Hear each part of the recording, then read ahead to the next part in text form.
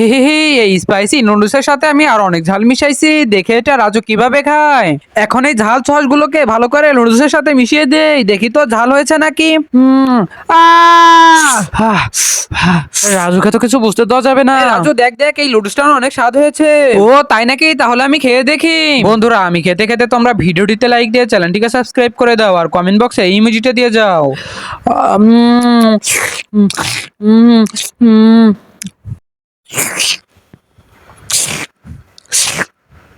আরে রাজু, এটা তো আসলে অনেক স্বাদ হয়েছে, কিন্তু আর একটু ঝাল হলে অনেক ভালো হতো। দাঁড়া রাজু, তুই এত ঝাল ঝাল করিস না, দেখিস তোর আজকে কি অবস্থা হয়।